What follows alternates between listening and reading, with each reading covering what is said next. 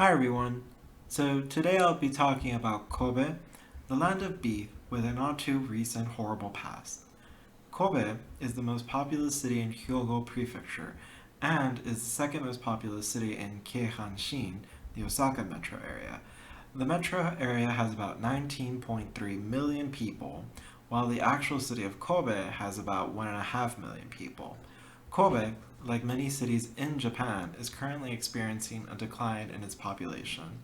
Since 2010, the city has shrunk about 26,600 people, or 1.72% of its total population from its peak. It has been sliding in the ranks, going from the sixth largest city in Japan to the seventh. The majority of the four biggest cities in Keihanshin have been losing population since 2010. The only city experiencing any growth is Osaka. So, we all know the obviously famous Kobe beef and how its flavors are coveted as one of the best in Japan has to offer. However, many aren't aware of the great Hanshin earthquake that decimated the city back in 1995. The Great Hanshin Earthquake, also known as Hanshin Awaji Daishinsai, struck off the coast of Japan near Awaji Island. The epicenter was roughly about 20 kilometers away from Kobe and registered as a magnitude 6.9 quake.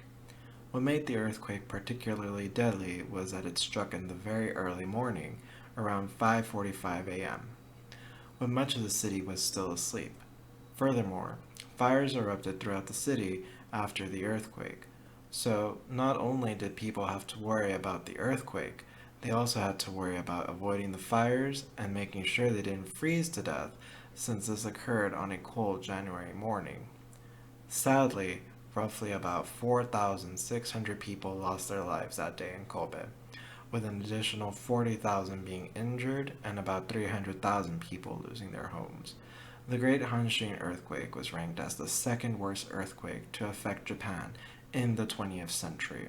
This is only behind the Great Kanto earthquake that struck Tokyo back in 1923 and killing about 100,000 people. The aftermath of the earthquake resulted in widespread damage throughout the city. 1 in 5 of the buildings were destroyed. Also, about 22% of the buildings in Kobe's downtown were rendered unusable, and half of the houses in that area were deemed unfit to live in. Since then, though, Kobe has been able to make a full recovery, with a memorial in the city stating Ano Tokyo wa Surenai, which roughly translate to "We won't forget that time." Finally, Kobe, unlike Fukuoka in my last video, go check it out if you haven't, guys, it's a pretty good video, is basically in the center of one of the largest metropolitan areas on the planet.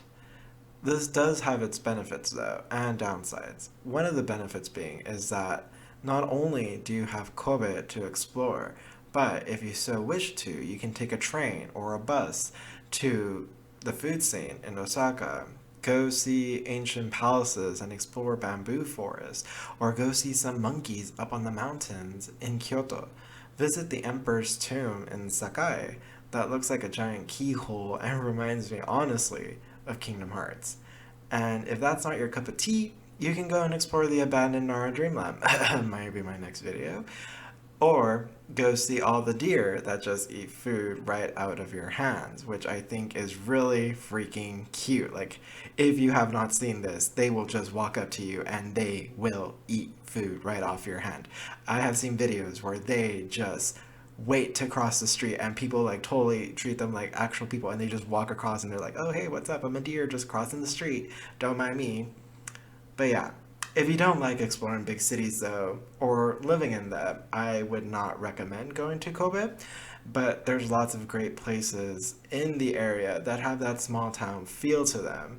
And I would definitely recommend going to them. And if you guys want, I can totally do a video about great little small towns in the Kansai region that I would recommend you to explore.